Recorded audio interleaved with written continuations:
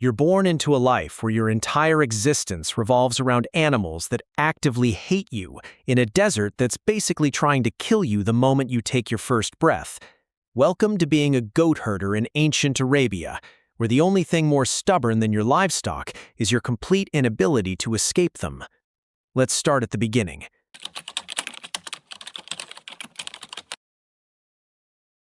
You enter the world in a cramped tent or mud dwelling, your mother exhausted from labor and the crushing heat of the Arabian desert. No sterile hospitals, no antibiotics, just dust, sweat, and the bleating of goats that your family has owned for generations, the sound that will haunt you until your dying day. Your father doesn't celebrate, he calculates.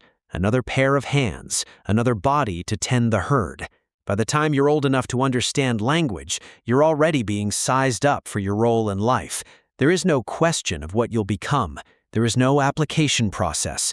There is only resignation. The Arabian sun doesn't care about your infancy. By age 4, you're already working.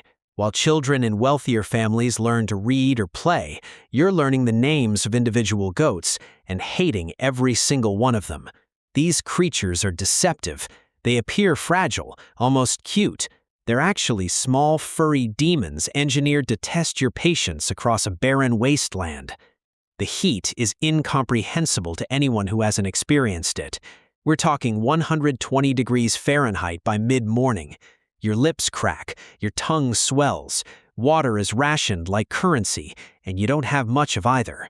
Mirages become your only entertainment, fantasies of lakes that don't exist, just like your future. Sandstorms come without warning. Predators lurk at the periphery. Hyenas, jackals, the occasional lion looking for an easy meal. And they don't discriminate between goats and the small child supposed to be guarding them. You learn quickly that vigilance isn't optional. It's survival. You learn to sleep with a stick in your hand and one eye perpetually open. Your feet develop calluses on top of calluses. Your shoulders burn year-round. By 12, your childhood has been entirely replaced by labor, and you've forgotten what it felt like to not be exhausted. Adult life doesn't bring freedom, it brings responsibility. You are now the full caretaker of the herd, perhaps 30 to 100 goats depending on your family's wealth. Every single day follows the same script. Dawn. You wake before sunrise and count the herd. Inevitably, several have wandered into ravines, gotten tangled in brush, or been taken by predators. Then comes the herding, an endless parade through dead scrubland, searching for vegetation that barely exists. The goats eat anything, which means you're constantly moving them, constantly vigilant, constantly exhausted. Disease ravages the herd. Parasites, infections, malnutrition. Animals collapse without warning, and you're responsible for triage. Some you can save, most you can't. You lose them to drought seasons that last months. You lose them to your own inability to do the impossible. There is no vacation, no days off, no workers' comp. The herd dictates your existence with the tyranny of absolute necessity. You cannot leave them, you cannot rest, you cannot complain, because what alternative do you have? Socially, you're at the bottom. Goat herders occupy the lowest rung of Arabian society. Shepherds are poor, expendable, and viewed with a mixture of pity and contempt. You'll never own land, you'll never attain status, you'll never sit with the merchants and discuss politics. You exist to serve animals, and society exists to remind you of how little you matter. The worst comes during drought years.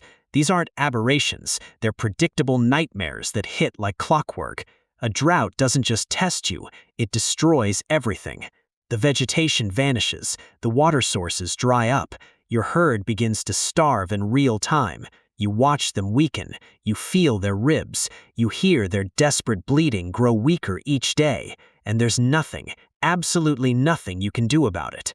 Your family's survival depends on these animals, and the animals are dying. The economic crisis is personal, it's biological. It's watching your livelihood collapse while the sun continues its relentless punishment overhead. Some herders break here. They abandon their flocks. They disappear into the desert hoping for death, finding it quickly or slowly depending on luck. Others endure, clinging to the hope that tomorrow brings rain. It rarely does. If you survive to old age, and many don't, you become a wrinkled, scarred version of your former self. Your body is destroyed by decades of sun exposure, malnutrition, and relentless labor. Your hands are gnarled, your joints are destroyed. You've probably lost teeth to infections that went untreated. You die either suddenly from disease, gradually from the accumulated wear of a lifetime, or in some cases, at the mercy of the very animals you spent your life serving.